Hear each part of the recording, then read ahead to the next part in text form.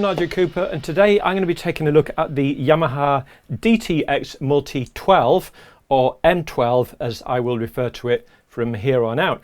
Now, the Yamaha M12 has been around for several years now. It's getting a little bit long in the tooth, but I thought I would just sort of give you my quick evaluation and lowdown on it. So it's not going to be a full-on kind of tutorial, not going through all the sounds or the menus, anything like that, because there's plenty of videos on YouTube that cover this already.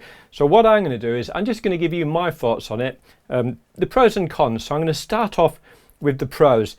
In terms of build quality, it's not too bad. It feels rugged enough. It's not quite as good as the Alesis Strike Multi-Pad, which is a kind of a newer one by Alesis. That one actually feels a little bit more substantial and more solid than this, but that's not to say this is bad. It's pretty good. It's probably about on a par with the Roland SP-DX in terms of build quality, so it's okay there. Another pro is the sound.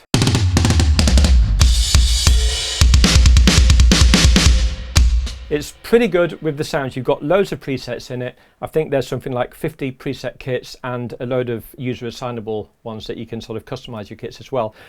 However, what I did find about it, for me, there wasn't quite enough what I would call sort of rock, pop and blues and jazz kits, all that kind of stuff. There is an awful lot of presets and kits that have tablas. You can tell that Yamaha have gone after the Indian market. They probably sell bucket loads of these in India or to the Indian community around the world, because there's lots and lots of presets with tablas and that kind of thing in it. And because you can take it off this bracket and off the stand and put it on your knee, and you can actually play them with the pads of your hands or fingertips, you get a lot of people that want to do that sort of tabla thing on it. So they've obviously gone a whole bundle on that, and you can tell just looking through the presets because there's an awful lot of them. So for me personally, I would have liked a few more choices with the rock and pop and the sort of metal drums. There's just not enough. There's only sort of 2 or 3 in regard to that. Admittedly, there are more individual kick and snare drum sounds, so you can actually customize your own kit. So that's where I'm at so far. Build quality is pretty good. The sounds are really good quality. They're all professionally sampled sounds, so they sound really good. You can MIDI up to the computer. As you can see, I've got a MIDI cable here, so you can send MIDI data out, and at the moment I've actually got this going into Logic to record this video with. So that's a good thing as well. Another thing I like about this, you've got plenty of options and outputs on the back. I've actually got a Yamaha, if you can hear that, on the floor for doing the hi-hat. I think it's H865, which is about £95, something like that. On the right hand side here, I actually bought a Tama Iron Cobra 200 kick pedal and a second-hand Roland MIDI kick pad that I've actually plugged into the back of this, and the hi-hat controller is plugged into the back as well. So I've got my kick here and the hi-hat here. So that's really good there, because essentially I've got a complete kit. That's really nice. So I really like that I haven't got to mess around doing the actual kick drum with this, which you could do, but it's easier to do this. So I like that I can put the pedals in it. That's pretty nice there. Now, it's called the Multi 12 because you've got 12 pads. You've got these 6 main pads, which are a little bit smaller than a CD dual case, and then you've got 6 more what I call shoulder pads and 3 more down the bottom, so you've got 12 in total, hence the name. Now, this is going to bring me on to my first negative. I'm not a big fan of these 3 shoulder pads across the front. The Alesis Strike Multi-Pad doesn't have these 3. It's got 3 shoulder ones across there and then the other 6, so it's only got 9 in comparison. But the reason I don't like these 3 is because I find when I'm drumming, I keep catching them. Now, I know a lot of drummers have complained about this, and Yamaha, I don't know whether it was like this at the beginning, but I think Yamaha obviously know that people catch these 3 shoulder pads by mistake, so they put a thing in the menu where you can activate these 3 pads to replicate these 3. You just simply turn it on or off. So for example, this snare hit here, if I accidentally hit this pad, it's still going to sound the same thing, and same for the hi-hat and the kick. So that's good that they put it in there, but it kind of just irks me a little bit that they've had to actually write that in because they know people are going to hit it by mistake. Now, I know a professional drummer will say, well, look, you're not angling it right. Any professional drummer that knows about snare drum angles know that they'll angle that snare drum in such a way that they can basically hit the snare or basically half hit the rim and the snare at the same time to get that rim shot, so where you're hitting the actual skin of the drum and the rim at the same time. With this Yamaha, it would be kind of like that. It would be kind of a half hit angle. But I just find no matter what angle I get this at, no matter how high or low I am, no matter the position of my wrists, I can't get it quite right. It's too much of a faff to absolutely nail it. So for me, I've actually got these shoulder pads to trigger the actual main pad above it in case I accidentally hit it while I'm hitting the snare. Which brings me on to another negative, and that is if I accidentally catch this shoulder pad by mistake, sometimes the snare drum just doesn't sound at all. And that's because the shoulder and the tip of the stick are sharing these two pads. So only half the velocity is hitting both of them rather than any one getting the full velocity. And sometimes when that happens, the snare doesn't come out at all. So you'll be playing along and then suddenly one won't come out. Now, if you're playing in a band, all your other band members are going to notice that. You know, the bass player will be looking around thinking, why do you keep missing, you know, snare drum hits? Or if there's people on the dance floor dancing, they will notice it because, as you know, the actual kick and snare hold the actual beat, and people will notice those missed hits. Now, I find for about every 10 minutes of solid playing, I will get about 3 snare drum sounds, or 3 or 4 that won't come out. They just won't sound, and it's annoying when it happens. Okay, next we have the menu system. Now, Yamaha are the worst company in the world for menu systems. I mean, I think it must have been 30 years ago, I had a Yamaha all-in-one home multi-track digital recorder with the motorized faders, the built-in everything. And I remember the menu system on that being absolutely hideous, so terrible to navigate. And they've hardly prevailed. They've just maintained that really terrible menu system. Navigating this menu is an absolute nightmare. And again, I think Yamaha recognized that, which is why they've made an app for the iPad or iPhone, so you can do all the settings with graphics on the iPad and then plug it in with a USB cable and port it all over. But that's a pain because you've got to get your iPad out, bring it into your music room and plug it in with a cable and transfer it all over. And it just seems like papering over the cracks. They should have got the menu right to start with, but Yamaha just never learned. They've always had the worst menus in the world. I think what they should do is maybe headhunt a couple of Apple software engineers, put a bigger screen on it, and have a proper interface that's just easy to read, you know, like what you get on an iPhone or an iPad or something like that, rather than this monstrosity of a menu system, which is just a cryptic combination of letters and numbers, and you don't know what any of them mean. You've constantly got to be referring to the manual, and even after using this for 2 months now, I still haven't got a clue how to navigate around this menu. I'm always getting confused with it. So I absolutely hate that too. Okay, next thing I'm going to show you is getting this thing level. So you've got your drum throne, or your office chair in this case, and you've got the height of this stand. Now, just for the record, this is the official Yamaha stand that they would recommend to go with this. Yamaha didn't build this actual stand to go for this particular drum pad. This is just one of Yamaha's regular tom-tom holder stands, from what I can recall. This stand does cost about 150, 160 pounds. It's a good quality bit of hardware, but it works on the Yamaha ball and socket system. So if you're a drummer with a Yamaha acoustic kit, you can angle the toms wherever you want. You just loosen the thing off and move it anywhere, which is fine in that situation, but not for this. Basically, what you've got to do here, you have to kind of reach around the back, loosen this, and then it goes up and down and sideways. It kind of just goes everywhere. Now, it doesn't need to go sideways, because why would you want to have it like that? Let me just sort of tighten this up and show you. You wouldn't want it at an angle, because I mean, who's going to be drumming sideways? It's just, you're not going to do it. So I find that you have to kind of balance it on your knees, get it to roughly the angle you want, then reach around. You've got to use both your hands on it as well, because this, I don't know if you can see it here, that I'm trying to tighten. You can't just do it with one hand, and it's a little bit of a faff. And I find whenever I do it, when I lean back, I look, I think, no, I've kind of got this T-square built into my head, and I think, no, that's sloping down a little bit. So I've got to go back, twist that, sort of nudge it with my knee, and then think, yeah, that looks about right. Tighten it, and then when I lean back, I'm thinking, no, it's still not quite right. And I got to faff around for about 5 minutes trying to get it level. So I think Yamaha should have designed a bracket and a stand dedicated for this that only moves up and down. It doesn't have to go sideways. It only has to move up and down. That way, you're not going to have to mess around trying to level it sideways. So that's just another little gripe about it. Let me think. What else was I going to say?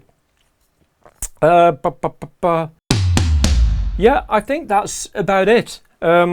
So for me, it's kind of 50-50. And what you got to remember is that some of these quirks that I have with the Yamaha DTX-Multi 12 are personal to me. Some of them might not bother you at all. You might think, well, you know, I don't mind this sort of, you know, shoulder thing, you know, sometimes hitting it, sometimes not. Also, I do find, I almost forgot, these rubber pads, even though they feel squashy when you push into them with your thumbs, they are quite firm. And when you're playing, I mean, I've got a very fluid drumming action. I studied drumming many years ago in London at a place called the Drum Academy of Music, which was above the old bass centre in Wapping in London. So anybody watching this that can think back that far to the bass centre in Wapping, it was above that, called the Drum Academy of Music, and there was also a guitar and bass academy in there. So I studied drums in there for a year and got pretty proficient, so I know about drums and how it works. And I've got quite a fluid kind of, you know, drumming technique. I've got, you know, I grip it in the normal way, and almost like fly fishing, I have this kind of back and forth thing. So I'm very fluid. I'm not all tight and rigid, but what I find is after about 20 minutes of playing on this, I'm finding that the actual shock coming up through the stick ends up going into my wrist, and I find that after about 20 minutes of drumming, I've got to put the sticks down and just sort of rub my wrist like this and shake it out, because I find that my wrists are starting to ache a little bit with it. So I don't know whether that could cause any kind of long-term repetitive strain injury or any kind of carpal tunnel syndrome. I don't know, but all I know is after about half an hour, 40 minutes of playing, I notice it in my wrist.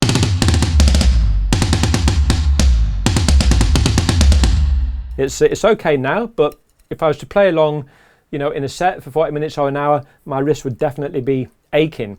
So yeah, that's another little negative there. So like I said, some of these things may bother you, some of them may not. Personally, I think the Alesis Strike Multipad is a better machine. It's newer, a lot more recent. It does cost about £520. This one costs about £429. But if you add to that £429 for this, another £150 for this stand, and the bracket underneath here is about £50 as well, so that's suddenly going to bring the price up a lot more. And then with this Yamaha HH65 hi-hat pedal, that's about £100 as well. So if you buy the Yamaha equivalent of this Roland, I didn't because I found this Roland one on eBay quite cheap, but the Yamaha equivalent of this is around £100, £125 also. And then this pedal I bought, the Tama Iron Cobra 200, they're about £70, £75. So if you add all that up, this is going to come in closer to about £750, something like that. Admittedly, that's going to be the same with the Roland SPDX or the Alesis Strike Multipad. But I prefer the Alesis Strike Multipad because it's much more up to date. It's a bigger machine, it's about 2 inches wider. These square pads are actually wider and bigger as well, and there's more space between them. And also on the Alesis, you've got these lovely big long LED lights at the top of every pad. So when you hit a pad, you get this big massive LED light lights up. You can actually turn it on and off in the menus, but you know what you've hit. On this Yamaha, you've got this tiny, tiny little display down here. It's like about 1 inch big with these 12 little squares with little red dots that come up when you hit it, which really isn't that good. For me, the Alesis has also got nicer samples, it's got a bit more choice, and the menu system is way simpler to use, and it's got a massive, great big screen on it that's just very informative. So for me, the Alesis is better build quality. It has, you know, more sounds that are more suited to me, bigger pads that are more comfortable to hit. They're much easier to aim for. I find with this, because all the pads are a little bit smaller and you just have these black lines between black pads or dark grey, it's hard to kind of see where the pads are. If you were playing on a dimly lit stage, you'd really be struggling with your eyes, think, right, where am I aiming here? And because of the size of it, when you're drumming, you can't be like looking around, you know, you can't be looking over at the bass player to lock in with him because you're too busy You know, if I look away, yeah, I can still hit it, but occasionally you kind of miss, because if you watch anybody on YouTube when they're playing these things, they're looking down at it all the time. And you can't really be just, you know, looking around like a casual drummer would be in sort of a, you know, Ronnie Scott's playing jazz things, just sort of looking all over the place. You've got to be looking at it all the time. I found with the Elises, because the pads are bigger and you've got these coloured bits between, it's just much easier to see in your peripheral vision, so you don't have to be so focused. And because you haven't got these heel pads on the Elises, you don't have to worry about hitting them, so you can be a bit more casual. And if you're on stage with it, you can actually just look around and you don't have to worry about your aim so much. So there we are. That's my thoughts and feelings on the Yamaha DTX-Multi 12. It is a good machine. It's very long in the tooth now. It's been around for several years.